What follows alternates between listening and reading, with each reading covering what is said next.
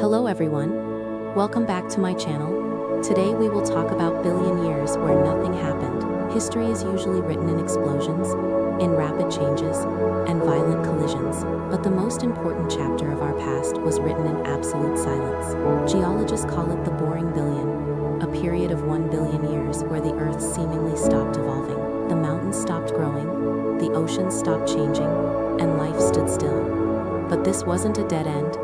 It was a deep breath, a billion-year pause that allowed the delicate machinery of life to perfect itself without the chaos of catastrophe. Why did the planet suddenly freeze in time? And how did this long era of dullness actually save us?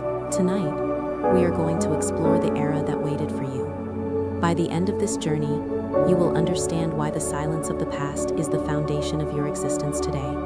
To understand the profound weight of this silence, we must first look at the noise that preceded it. Before the Earth could rest, it had to scream.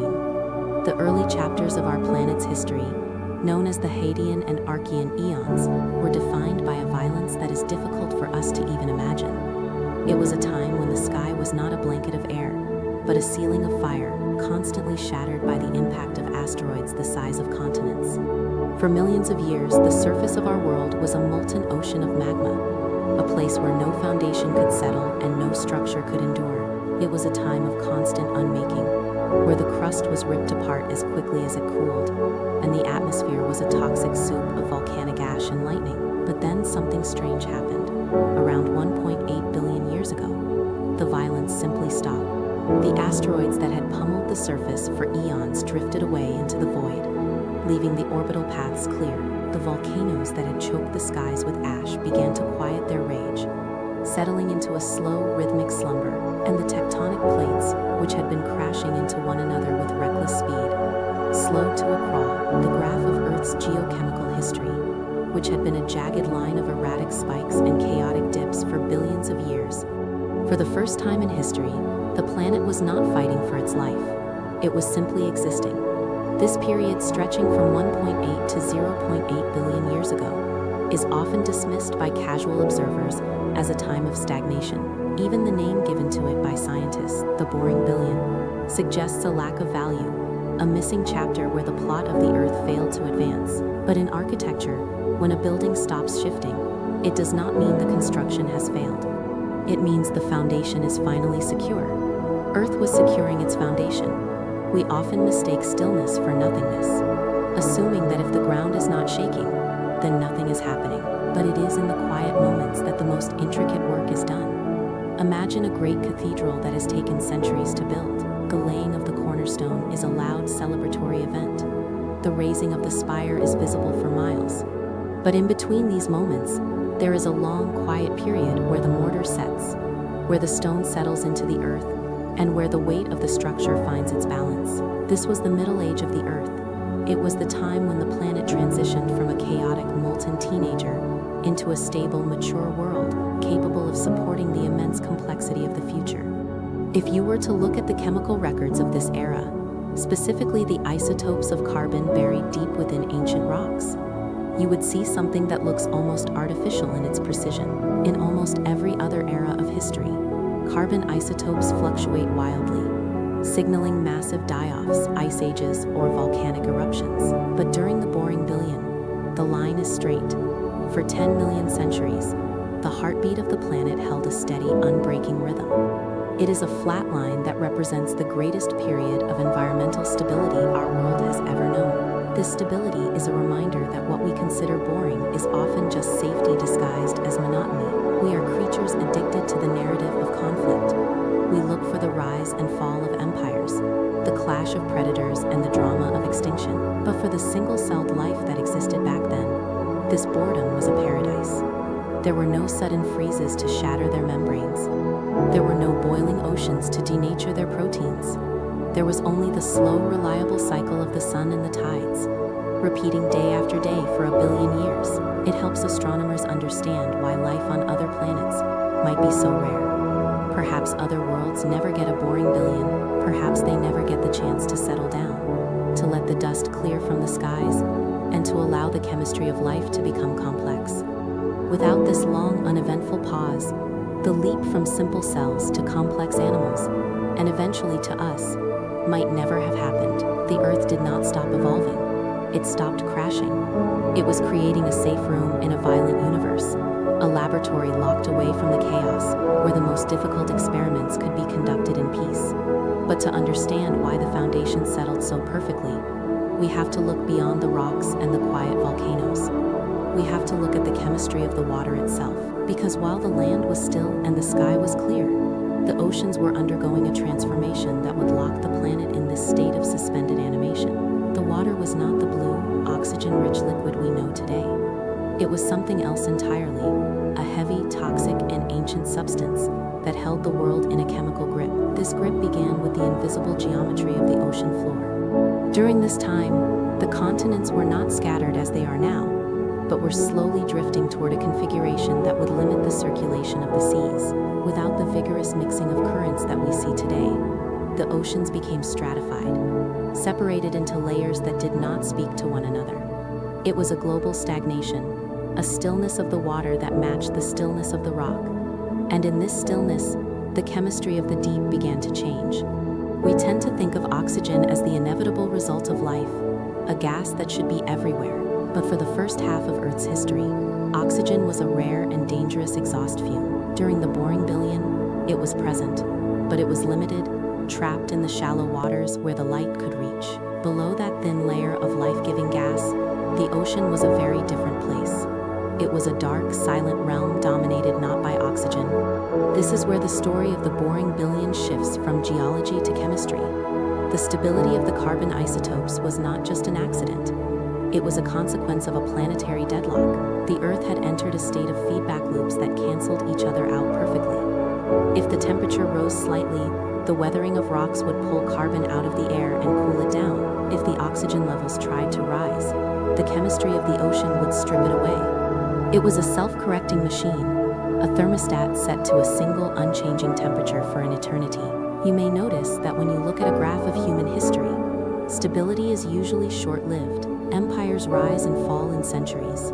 Even species typically last only a few million years before evolving or going extinct. To have a system remain unchanged for a billion years, but it was not engineered by a mind. It was engineered by the laws of thermodynamics and gravity, settling into a groove of lowest energy. This era challenges our perception of progress. We are taught that improvement requires movement, that to get better, we must go faster. But the boring billion teaches us that sometimes the most important thing you can do is stand still. It teaches us that before complexity can bloom, stability must be established. The Earth was not wasting time. It was building a battery. It was storing up the chemical potential that would eventually explode into the Cambrian era and fill the oceans with eyes and teeth and shells. But before that explosion could happen, the battery had to charge. And it charged in the dark, in the quiet, under a sky that was not yet blue, and above an ocean that was not yet clean. It was a time of waiting. A time when the Earth was a lonely, quiet data point in the vastness of the galaxy, slowly preparing for the arrival of the future. The silence was not empty. It was full of potential. And as we drift deeper into this story, we will see that this potential was locked away in a very specific and very strange type of ocean, a sea of purple and black that covered the world, holding the secret of our creation in its toxic depth. Geologists refer to this specific state of the hydrosphere as the Canfield Ocean, named after the scientist who first deciphered its silent chemical signature from the ancient rock record. It describes a world that is almost unrecognizable to our modern eyes, a planetary phase where the oceans did not reflect the bright, piercing blue of the atmosphere we know today, but instead absorbed the sunlight into a deep, bruised violet. This was not a water cycle driven by the aggressive, high-energy exchange of oxygen that powers our current ecosystem, but rather a slow, rhythmic circulation of sulfur, a chemistry that is toxic to us, yet was the very blanket that kept the early Earth warm and stable. If you were to stand on the shore of this ancient sea, looking out over the flat, oily horizon, you would not see the crashing white foam of a turbulent tide. You would see a viscous, heavy liquid colored by the trillions of sulfur-loving bacteria that thrived in the surface waters, creating a biological pigment that turned the entire ocean into a dark purple mirror. It is a color we rarely see in nature now, reserved only for the deepest bruises or the twilight sky, just before total darkness falls. But for a billion years, this was the color of home. Beneath this purple surface lay a stratification of silence, a strict chemical divide that separated the world into two distinct realms. In the upper layers, where the dim sunlight could penetrate the haze, primitive cyanobacteria were beginning the slow, laborious work of inventing photosynthesis, releasing tiny, tentative bubbles of oxygen into the water. But they were working against a massive chemical counterforce. Below them, in the crushing dark of the deep ocean, the water was anoxic and rich in hydrogen sulfide, a compound pumped out of the hydrothermal vents on the seafloor like a continuous black exhaust. When these two worlds met, the oxygen from above and the sulfide from below, they created a chemical stalemate, a boundary layer known as the chemicline. This invisible barrier acted like a lid on the biological potential of the planet, locking the ocean into a state of permanent, stable toxicity. To a modern human, or indeed to almost any animal alive today, a single breath of this air, or a swallow of this water, would be fatal, shutting down the respiratory system in seconds. But we must remember that we are the outliers here, the fragile products of a high-octane oxygen world. To the life of the boring billion, this sulfidic ocean was not a poison, it was a cradle. This chemically aggressive environment acted as a global immune system, stripping the water of dissolved iron and sinking it to the bottom in the form of pyrite, fool's gold, leaving the oceans clear, heavy, and still. It was a mechanism of preservation. By soaking up the free oxygen that was being produced, the sulfide prevented the atmosphere from becoming too reactive. It was a planetary pause button, held down by the weight of the sulfur cycle. And so the Earth waited. The days passed, 19 hours long, in a blur of hazy light and purple water.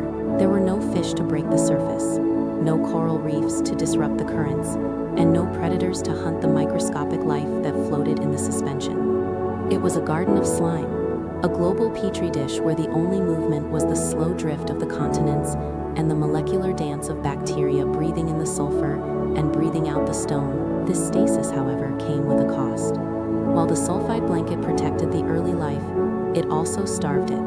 The chemistry of the Canfield Ocean was so efficient at binding with metals that it stripped the water of essential trace elements, specifically molybdenum and copper, which are the spark plugs required for complex biological engines to run. Without these metals, the enzymes needed to fix nitrogen, the very building blocks of growth, could not function at speed. This created a paradox of safety and famine. The life in the Purple Sea was safe from the ravages of oxygen, protected in its warm, toxic bath, but it was also chemically malnourished, unable to grow larger, unable to build complex structures, and unable to do anything but exist. It was a safe knot in the timeline of evolution, a period where the conditions were too stable to force a change, yet too resource-poor to allow for expansion. And so for 10 million centuries, life remained microscopic, suspended in a violet purgatory, waiting for the chemistry to break. Strategy block. Audience phrases used: deep breath, planetary scale, great gestation, viral hooks, intellectual contradiction, boring versus important, the paradox loop, why did it freeze? Production script. History is usually written in explosions, in rapid changes, and violent collisions. But the most important chapter of our past was written in absolute silence. Geologists call it the boring billion, a vast singular period of 1 billion years, where the Earth seemingly stopped evolving, the mountains stopped growing, the oceans stopped changing, and life stood still. To the casual observer, it would look like the planet had simply gone to sleep. But this wasn't a dead end. It was a deep breath, a billion-year pause that allowed the delicate machinery of life to perfect itself without the chaos of catastrophe. Why did the planet suddenly freeze in time? And how did this long era of dullness actually save us? Tonight, we are going to drift back to that purple ocean under a hazy amber sky to explore the mystery of the Great Gestation. By the end of this journey, you will understand why this silence was necessary and how the stillness of that era is still buried deep within your own cells. It is a story of patience on a planetary scale. To understand this silence, we must first place ourselves on the timeline of the cosmos, drifting back to a period that spans from 1.8 to 0.8 billion years ago. This era, sandwiching the middle history of our planet, represents a profound anomaly in the geological record. Before this time, the Earth was a place of violent upheaval, defined by the relentless bombardment of asteroids and the erratic swings of a volatile climate that saw oceans boil and freeze in rapid succession. Yet, as we cross the threshold into this Middle Age, the chaos suddenly evaporates. If you were to look at the geochemical history of the planet plotted on a graph, the lines representing carbon isotopes, which typically spike and crash with every volcanic eruption or biological crisis, suddenly go flat. For 10 million centuries, the data becomes a straight, unbroken horizon line. To the geologists who first mapped this era, this lack of fluctuation looked like a failure of the planet to evolve, leading them to label it the boring billion. But we now understand that this flatness was not a sign of stagnation. In the language of architecture, when a building stops shifting, groaning, and settling, it does not mean the structure is dead. It means the foundation is finally secure. Earth was not stopping, it was curing its concrete. The tectonic engines that drove the continents slowed down. The atmospheric chemistry locked into a stable equilibrium, and the planet entered a state of deep, resonant balance. It is a reminder that in a universe defined by entropy and decay, stability is the rarest and most difficult achievement of all. This was not a pause in the story, it was the construction of the stage upon which all future life would eventually stand. But to understand how this foundation was secured, we must look away from the rocks and peer into the strange, suffocating chemistry of the water itself. To understand this silence, we must first orient ourselves within the vast, deep calendar of the planet. We are drifting back to an era known as the Proterozoic Eon, specifically a span of time stretching from 1.8 billion to 800 million years ago. Geologists, in their quiet humor, have named this the boring billion. It is a title that suggests a failure of imagination, or perhaps a lack of events worthy of a textbook, but this label betrays a human bias toward chaos. We are accustomed to history being written in fire, the collision of asteroids that ended the dinosaurs, the volcanic winters that choked the skies, or the sudden frantic explosions of biodiversity that filled the fossil record with teeth and claws. But the Earth of this era had outgrown its violent youth. The Hadean tantrums, where the surface was a molten ocean of magma, were long over. The heavy bombardment from the solar system's debris fields had ceased, leaving the night sky clear and the orbital paths swept clean. If you were to stand on the surface during this time, you would not feel the ground shaking under the stress of constant impact, nor would you see the sky choked with the ash of 1,000 volcanoes. Instead, you would witness a planet settling into a profound and heavy equilibrium. In the language of architecture, this was the moment the pouring of the foundation ceased and the curing of the concrete began. When a great structure is being built, there is noise, movement, and the shifting of earth. But once the load-bearing walls are set, there is a necessary period of stillness. The materials must bond, the chemistry must align. If the structure moves too soon, the building collapses. For 1 billion years, the Earth was essentially letting its mortar set. It was a time of geophysical curing, where the crust thickened and the thermal engines of the planet found a rhythm that was slow, deliberate, and incredibly stable. This stability is not just a poetic observation. It is written into the very chemistry of the rocks beneath our feet. When scientists analyze the carbon isotopes from this period, tiny atomic markers that usually fluctuate wildly with changes in the climate or biosphere, they find something that is almost unsettling. For nearly 10 million centuries, the graph goes flat. In almost every other era of Earth's history, the carbon cycle is a jagged line of peaks and valleys, representing ice ages, greenhouse events, and mass extinctions. But here, the line becomes a horizon. It stretches out, unwavering and constant, a chemical heartbeat that has slowed to a state of near-suspended animation. To the impatient observer, this flat line looks like stagnation. It looks like a world where the story has stopped. But to the architect, a flat line on a structural sensor is the ultimate goal. It means the system has found a balance so perfect that even the chaotic forces of the universe cannot disrupt it. The feedback loops that regulate the planet's temperature and atmosphere had locked into a precise self-correcting mechanism. If the sun grew slightly brighter, the Earth adjusted. If the volcanoes burped a little more gas, the oceans absorbed it. It was a billion-year balancing act performed on a tightrope, yet the planet never once wobbled. This is why we must reframe our understanding of boring. In the context of a chaotic universe, where entropy is always trying to tear complex systems apart, boredom is not a lack of action. It is the highest form of success. It is a protective shell. This era was not waiting for something to happen. It was preventing things from happening so that something delicate could survive. It was a global safe room, constructed to shield the microscopic prototypes of the future from the harsh variations that had defined the previous eons. The mountains, too, seemed to respect this truce. While plate tectonics did not stop completely, the aggressive mountain-building collisions that define our modern world were muted. The continents were not crashing into each other with the same violent speed. Instead, they were drifting together into a singular massive landmass, a supercontinent that sat heavy and low on the mantle. Erosion wore the peaks down faster than they could rise, creating a landscape of low, rolling hills and vast, flat plains of red rock that stretched from pole to pole. It was a world of soft edges, where the wind could blow for thousands of miles. It is difficult for us, with our short lifespans and our addiction to rapid change, to appreciate the scale of this stillness. We panic if a year passes without progress. We worry if a decade feels stagnant, but the Earth operates on a timescale that renders our anxieties meaningless. It was willing to invest 1 billion years, a quarter of its entire existence, just to ensure the chemistry of the surface was stable enough for the next step. It was a gesture of infinite patience. But this stability on the surface was only possible because of a specific strange condition in the oceans. While the land was eroding and the carbon cycle was locked in its flat line, the waters of the world were stratifying into layers that would be toxic to us, yet perfectly designed for the slow, quiet work of cellular evolution. To understand why the foundation finally settled, we must leave the red, eroding plains of the supercontinent and look into the strange, suffocating chemistry of the water itself.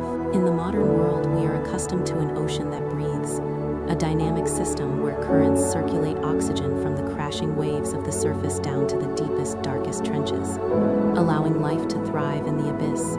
But the ocean of the Proterozoic eon was a fundamentally different creature, a stagnant, layered body of water that functioned less like a circulating lung and more like a sealed chemical vat. Geologists refer to this global state as the Canfield Ocean, named after the scientist Donald Canfield, who first proposed that during this billion-year lull, the deep waters were not filled with oxygen, but were saturated with hydrogen sulfide. This created a planetary condition known as oceania, a state where the water column is devoid of oxygen and rich in sulfur, similar to the conditions we find today only in the deepest, most isolated basins of the Black Sea, but in the boring billion.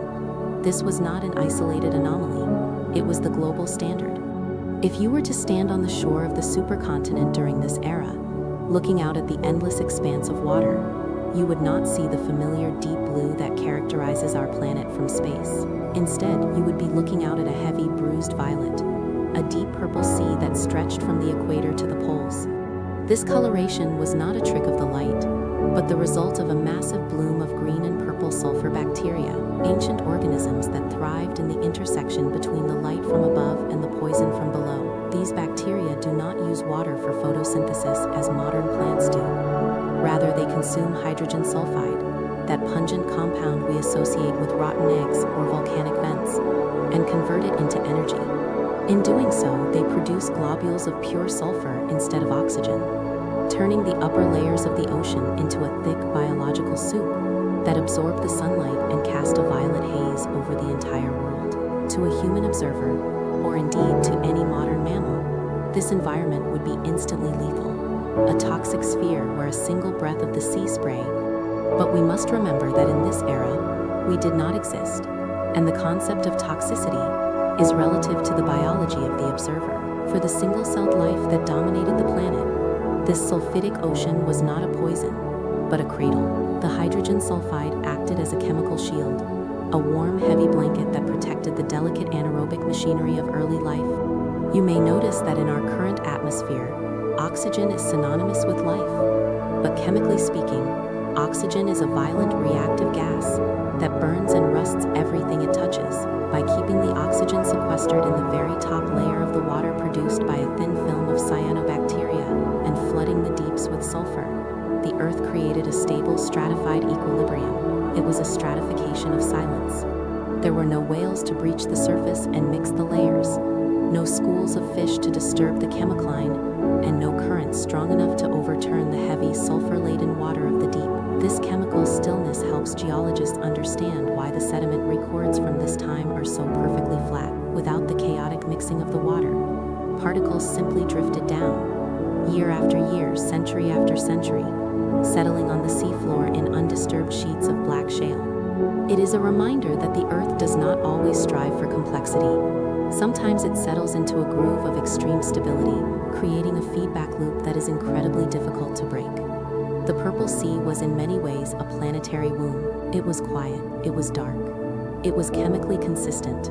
The chaotic bombardment of the early solar system had ended, and the violent tectonics of the future had not yet begun. In this purple twilight, the Earth was holding its breath, maintaining a delicate balance between the oxygen producers above and the sulfur consumers below. It was a lock, chemically sealed, that prevented the chaotic experimentation of evolution from spiraling out of control. However, while this sulfurous blanket provided 1 billion years of safety, it came at a steep price for the potential of future life. By saturating the oceans with sulfur, the Earth inadvertently stripped the water of the essential trace metals required to build complex bodies. The purple blanket did more than protect. It created a lock on evolution, starving the oceans of the very ingredients needed to build a creature that could one day look back and wonder why the world was so quiet. To understand the true nature of this silence, we must look beyond the color of the water and into the invisible chemistry that governed it. While the atmosphere above was rich in nitrogen, creating a sky that was chemically almost identical to the one we breathe today, the oceans below were suffering from a specific silent famine that would dictate the size and ambition of life for the next billion years. It is a paradox that helps astronomers understand the fragility of our own existence. A world awash in the essential building blocks of life, yet unable to use them. Nitrogen is the architect of complexity.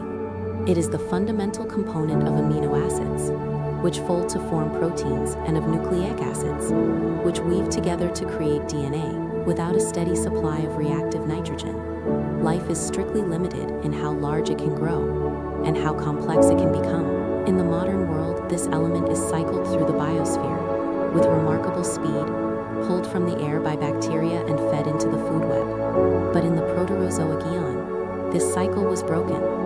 The culprit was the very same sulfur that had turned the oceans purple, creating a chemical trap that locked the potential of the planet in a state of suspended animation. The mechanism of this famine lies in the relationship between the sulfidic waters and a single obscure trace metal known as molybdenum. For the microscopic life of this era, molybdenum was not merely a metal, it was a key. It is the essential cofactor required by the enzyme nitrogenase, the biological machine that allows cells to break the incredibly strong triple bond of atmospheric nitrogen and convert it into a usable form. Without this metal, the engine of nitrogen fixation cannot run. However, in the presence of the hydrogen sulfide that saturated the Canfield Ocean, molybdenum undergoes a rapid chemical transformation. It reacts with the sulfur to form thiamolybdates, insoluble compounds that do not dissolve in water, but instead precipitate out of the solution.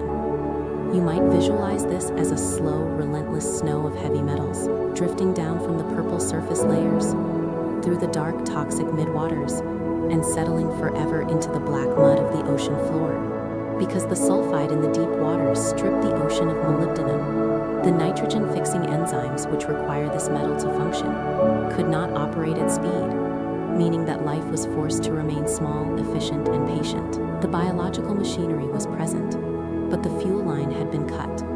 It was a famine in the midst of plenty, a starvation occurring in a soup of nutrients that lacked the single catalyst required to unlock them. This creates a fascinating image of the era's biology. We often imagine evolution as a relentless drive towards size and intelligence, a race where the swift and the strong prevail. But during the nitrogen famine, the race was canceled. Being large was a liability. To build a complex body requires vast amounts of protein, which in turn requires vast amounts of fixed nitrogen. In an ocean where nitrogen was a rare luxury, any organism that attempted to grow beyond the microscopic scale would simply starve to death. And so life adapted not by growing outward, but by refining inward. The cells of this era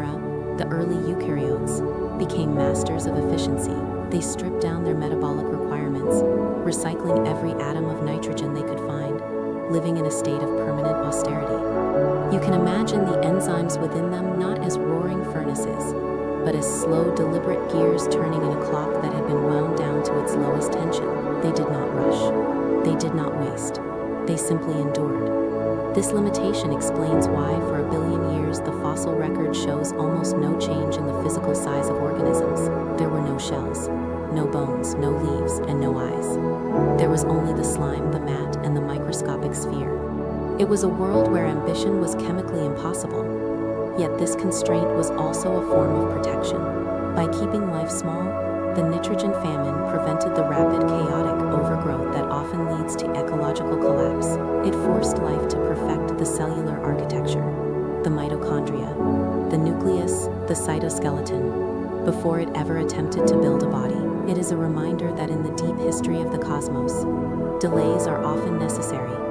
The scarcity of molybdenum acted as a governor on the engine of evolution, keeping the planet in a stable, low-energy state while the intricate details of the eukaryotic cell were being finalized in the dark. If the ocean had been rich in metals, life might have exploded too soon, creating large, unstable forms that were not ready for the challenges of a dynamic planet. Instead, the famine bought us time. It ensured that when life finally did break free, it would do so with a cellular foundation that was unbreakable. The ocean was a vast purple womb, keeping its children small until they were strong enough to face the light. But while the water was a place of stasis and chemical locking, the solid earth was undergoing a slow, grinding transformation of its own. Life was small, but the land it lived on was massive. If you were to stand on the surface of the earth during this era, you would not recognize it as your home. There were no 7 continents, separated by vast oceans and scattered islands. Instead, the slow, grinding machinery of the planet had driven the landmasses together, fusing them into a single colossal supercontinent that geologists today call Nuna, or sometimes Columbia. It was a land of absolute, uninterrupted stone. Because life was still confined to the safety of the purple oceans, the interior of this continent was a world of pure geology, untouched by biology. There were no forests to break the horizon, no grasses to soften the valleys, and no moss to carpet the rocks. It was a naked earth, exposed to the heavens in a way that has not happened since. You may notice that the color of this world was different. Without the green of chlorophyll, the land was dominated by the deep, rusty reds of oxidized iron and the pale grays of granite. It was a monochrome desert that stretched from the equator to the poles, a vast expanse of silence where the only movement was the shifting of shadows as the sun arced across a hazy sky. And it is in this silence that we find a sound that no longer exists on Earth. If you were to listen to the wind blowing across Nuna, it would sound hollow. Today, the wind speaks through the leaves of trees, the blades of grass, and the structures of animals. It rustles, it whispers, and it howls. But on Nuna, the wind had nothing to play against but the jagged edges of rock and the flat plains of dust. It was a sharp, clean hiss, a continuous stream of air moving over a planet that was waiting for its atmosphere to change. This was not a wasteland, though it might appear desolate to our modern eyes. It was a stage being set. The planet was engaging in a process of thickening its crust, stabilizing the ground beneath our feet, to ensure that when life eventually emerged from the water, it would have a solid foundation upon which to build.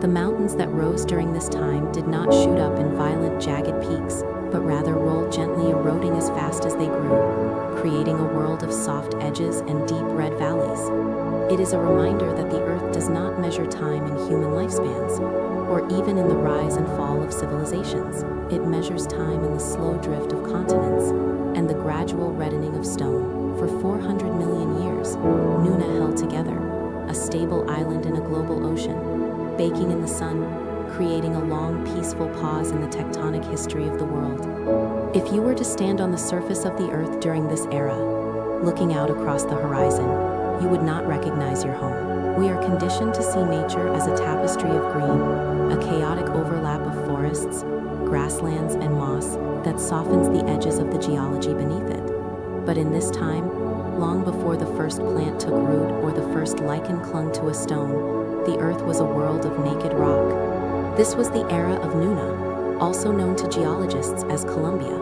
a supercontinent of immense proportions that gathered nearly all of the planet's landmass into a single vast island in the center of a global ocean. It was a landscape defined not by biology, but by chemistry. Because the atmosphere was rich in oxygen, but the land was devoid of life, the iron-rich minerals in the crust began to rust on a planetary scale, turning the continents into a sweeping expanse of ochre, copper, and deep bruised red. Imagine a desert that never ends. There are no trees to cast shadows, no grasses to catch the wind, and no birds to break the silence. There is only the endless undulating rhythm of red dunes and jagged rocky peaks that rise sharply into a pale, hazy sky. It is a scene of absolute geometric purity, without the softening influence of soil, which is, after all, a biological product created by the decay of plants. The mountains of Nuna were sharp and brittle, eroding only through the physical force of the wind and the rain, and the wind in this era would have sounded different.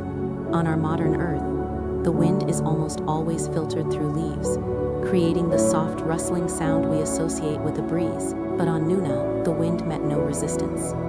It would have whistled through the canyons and hissed over the gravel plains with a hollow, uninterrupted tone, a white noise of air moving over stone that continued for millions of years without pause.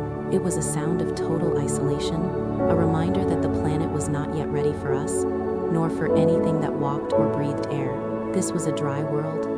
While the oceans were full of the slow purple chemistry of the bacteria, the interior of Nuna was likely a place of extreme aridity, a super desert where the sun beat down on the dark rocks, raising surface temperatures to blistering levels during the day and plunging them into freezing cold at night. This thermal expansion and contraction would cause the rocks to crack with loud cannon-like reports that echoed across the empty valleys, the only sound breaking the monotony of the wind. It is easy to look at this red, barren world and see it as a wasteland, a failed state of a planet waiting for life to arrive. But there is a profound beauty in the barren. It was a time when the Earth was structurally honest, its skeleton exposed to the stars, unhidden by the clutter of the biosphere. The rivers that flowed from the interior of Nuna did not meander through marshes.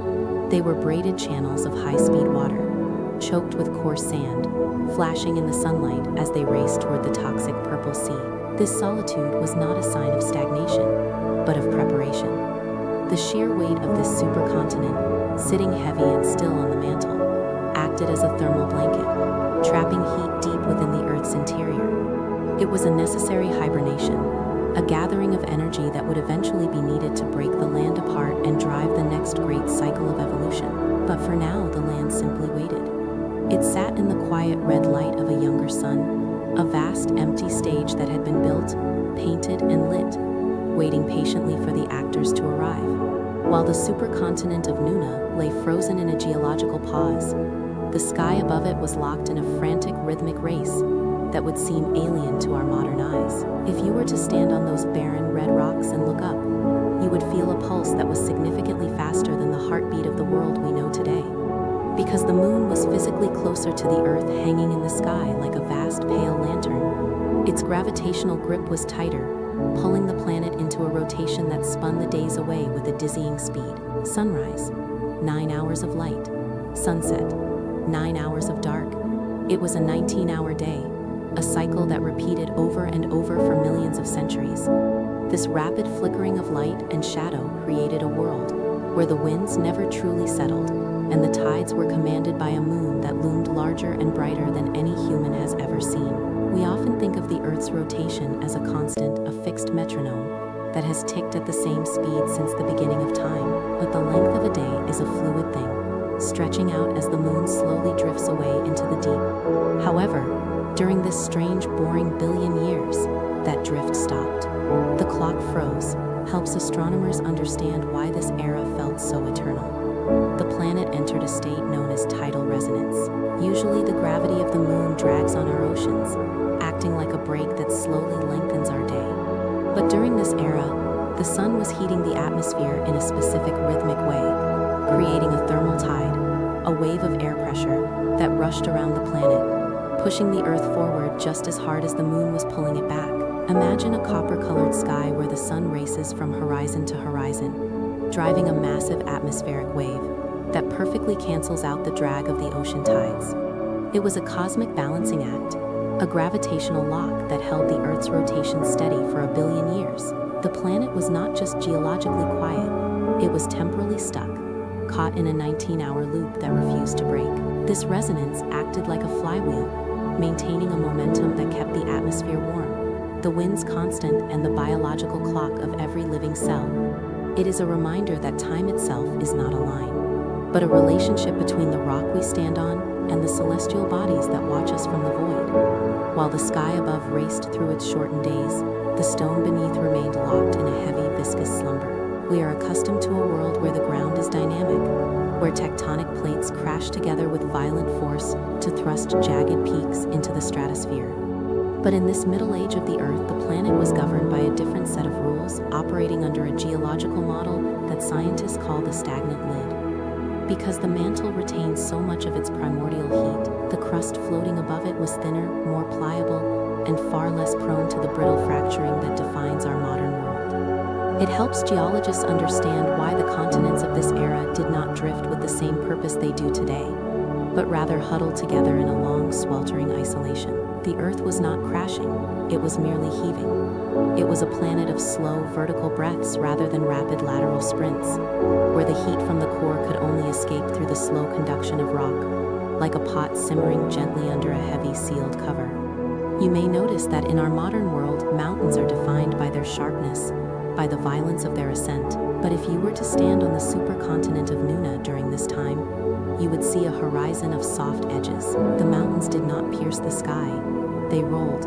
They were vast, slumping mounds of red stone that eroded almost as fast as they grew, smoothed down by the wind and the rain into gentle undulating shapes that looked less like rock and more like frozen dunes. It was a landscape of deep geological fatigue. There were no sudden earthquakes to shatter the silence, only the low, groaning settling of a crust that was too hot to break. This stillness created a flatness to the world, a lack of topographic drama that allowed the rivers to meander slowly, carrying vast amounts of sediment down from the eroding highlands to the coast. And it is there, in these soft, shallow waters at the edge of the Red Continent, that the true story of this era was waiting to begin. In these shallow, sun-drenched margins of the supercontinent, the water was not clear, nor was it empty, but rather it was filled with a thick, translucent vitality that clung to the shoreline like a living skin. If you were to wade into these ancient tides, you would not feel the coarse grit of sand or the sharp edges of broken shells, but instead, your feet would sink into something soft, yielding, and warm. This was the era of the microbial mat, a time when the seabed itself was alive, carpeted in vast, glistening sheets of cyanobacteria that stretched for thousands of miles along the coast, creating a landscape that looked less like a rugged ocean floor and more like a manicured garden of velvet. It is difficult for us to imagine a world where the dominant life form is a texture rather than a creature. We look for faces, for limbs, for movement, but here, life was defined by its stillness. These mats, known to us now as stromatolites, were the architects of the boring billion, building structures that were half biology and half stone, layer upon sticky layer, rising from the seafloor in gentle, rounded mounds that resembled giant mossy pillows left to rest in the sun. They did not hunt, they did not run, and they did not fear, for in this garden there were no predators to disturb their billion-year meditation. You might imagine them as passive, but they were engaged in a slow, silent alchemy that would eventually define the future of the planet. During the day, as the sun beat down through the hazy orange sky, these bacterial sheets would absorb the light, using it to knit together carbon and water, a process so quiet that it generated no sound louder than the popping of a microscopic bubble. As they grew, they secreted a sticky mucus-like gel that trapped tiny particles of sediment floating in the water, binding the dust of the mountains into the body of the life form itself. Over time, this trapped sediment would harden, turning into a thin layer of limestone, and the bacteria would simply migrate upwards, building a new layer of living velvet on top of the stone they had just created. It was a rhythm of immense patience. Grow, trap, harden, repeat, a cycle that continued not for centuries. If you were to sit on the shore of Nuna and watch them, you would see nothing change in a human lifetime. Yet these silent builders were constructing reefs that rivaled the size of modern cities, all without a single blueprint or a single thought. There is a profound peace to be found in visualizing this garden of slime. It was a world of absolute safety, a biological Eden where the concept of violence had not yet been invented. A single cell could drift through the water or nestle into the warm protective layers of the mat and exist in a state of suspended bliss, surrounded by nutrients, bathed in warmth, and protected by the chemistry of the ocean itself. It is a reminder that for the vast majority of Earth's history, life was not a struggle for survival, but a simple, enduring presence, a state of being that required nothing more than the sun above and the rock below. This era was the ultimate expression of the deep lull. The days were shorter, passing in a blur of 19 hours, creating a strobe light effect of dawn and dusk that pulsed over the silent reefs. The tides, driven by the closer moon, would wash over the stromatolites with a predictable regularity, bringing fresh minerals to the mats and washing away their waste, a planetary circulatory system that kept the garden lush and green.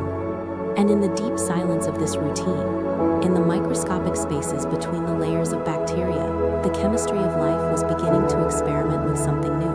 While the external world remained frozen in this beautiful monotony, the internal world of the cell was becoming a universe of its own. The simplicity of the stromatolite, with its endless repetition and lack of urgency, provided the perfect incubator for complexity to arise.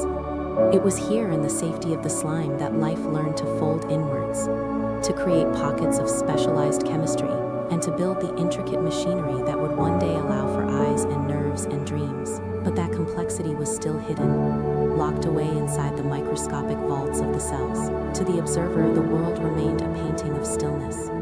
The colors were muted and surreal, the deep bruised purple of the deeper water, where sulfur bacteria thrived, blending into the vibrant emerald green of the shallows, all set against the backdrop of a barren red continent that glowed like rust under the amber sky. It was a planet of texture and light, devoid of sound, drifting through the cosmos like a sleeping giant that had not yet decided to wake up. And it is this stillness that lives on in the deepest parts of your own biology. The mitochondria that power your heartbeat, the complex membranes that protect your DNA, the very rhythm of your cells dividing, all of these are legacies of that long, quiet gestation. You are the product of that patience. The billion years where nothing happened was not a waste of time. It was the necessary pause, the deep breath taken by the planet to prepare for the exertion of creating you. So as we drift further along the timeline, away from the shores of the supercontinent and into the deeper, darker waters of the Proterozoic, we can look back at those mounds of living rock with gratitude. They held the line, they kept the atmosphere stable, they prepared the ocean, and they did it all while simply resting in the warm, shallow water, letting the eons roll over them like a gentle tide.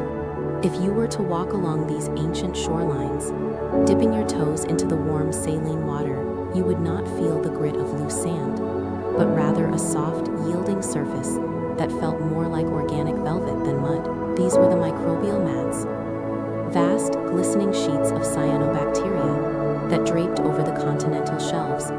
While we might dismiss this texture as mere slime, to the observer of deep time, it was a garden of biological glass, a complex layered architecture that was busy building the ground beneath it. Day after day, as the sun climbed through the amber sky, these mats performed a single silent miracle. They absorbed the pale light, processed the carbon, and secreted a thin, sticky layer of mucus that bound the drifting sediment together, turning the chaos of the ocean floor into the order of stone. It was a process of accumulation so slow that it would be imperceptible to the human eye, a geological patience that built the world one microscopic layer at a time. There was no violence here. There were no predators to tear these sheets apart, no grazing animals to disturb the delicate chemistry of the shallows. It was a world of absolute safety, where the only movement was the slow expansion of the colony and the gentle, rhythmic washing of the tides. They did not hunt. They did not run. They simply were, existing in a state of permanent meditation for a billion years. In this quietude, the mats became the architects of the atmosphere, exhaling small puffs of oxygen that drifted up through the water column, slowly changing the chemistry of the sky above them. It was a garden that did not grow tall, but grew deep, anchoring itself to the crust of the earth with a grip that would outlast mountains. While the external horizon remained a flat line of rust and silence, a different kind of horizon was expanding inwards into the microscopic infinite. It is a reminder that in the universe, volume does not equal significance, and the most profound revolutions often occur in spaces too small to be seen by the naked eye. While the tides washed over the barren continents of Nuna, and the purple ocean sat heavy and still under the haze, the true drama of the boring billion was taking place inside the walls of a single microscopic sphere. This was the era where life stopped merely existing and began to build a home. To understand this shift, we must look away from the geology and into the biology, zooming in past the grains of sand, past the drifting mats of slime, and into the dark, watery interior of the cell itself. For millions of years, life had been simple: a single room, a chaotic open-plan studio, where DNA floated freely alongside the chemical machinery of survival. These were the prokaryotes, the bacteria and archaea, efficient but limited, trapped by their own simplicity because they could not generate enough energy to grow larger or more complex. They were the space monkeys of the microbial world, surviving but never truly looking up. But then, in the deep quiet of this billion-year gestation, something happened that would change the trajectory of the cosmos. It was an event that has likely happened trillions of times in the history of the universe, usually resulting in death or digestion. But on this one specific afternoon, in this one specific drop of ancient water, it resulted in a partnership. One cell, a large, lumbering archaean, engulfed a smaller, energetic bacterium. Perhaps it was an act of predation, a failed attempt at a meal, or perhaps it was an invasion, a parasite seeking shelter. But instead of dissolving the smaller cell or dying from the infection, the two organisms reached a silent chemical truce. The smaller cell set up camp inside the larger one, and in exchange for protection, it began to pay rent in the form of energy. This was the birth of the eukaryote, the complex cell, and it is the reason you are here to listen to this story tonight.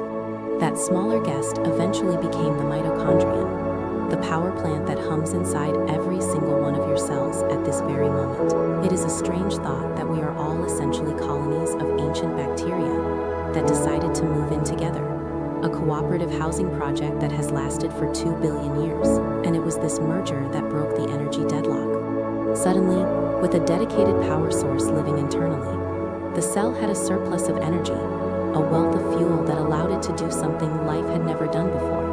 It began to decorate. If we could shrink down and float inside one of these early eukaryotic cells, it would feel less like a biological organism and more like a vast, well-ordered mansion. You may notice that the chaos of the bacterial ancestor is gone, replaced by a structure of elegant, deliberate architecture.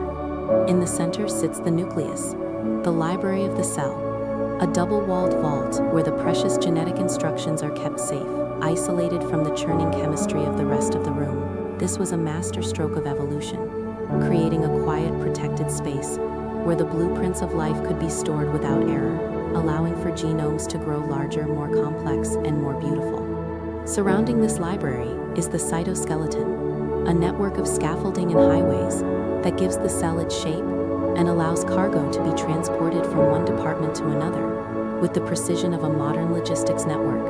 And floating in the cytoplasm, the jelly-like substance that fills the halls of this microscopic house, are the ribosomes and the endoplasmic reticulum, the factories and the workshops where the work of life is done. It is a bustling, silent city, enclosed within a membrane wall that separates order from the entropy of the outside ocean. But the most hypnotic part of this internal universe is the manufacturing process itself, the folding of proteins. It is a process that helps astronomers and biologists alike understand the sheer statistical miracle of our existence. Imagine a long chain of amino acids, a string of pearls floating in the water. To become useful, to become a machine that can build an eye or a heart or a thought, this string must fold into a specific three-dimensional shape. It must twist and turn and loop back on itself, finding the one stable configuration out of a googolplex of possibilities. In the quiet of the boring billion, with no predators to run from and no sudden climate shifts to adapt to,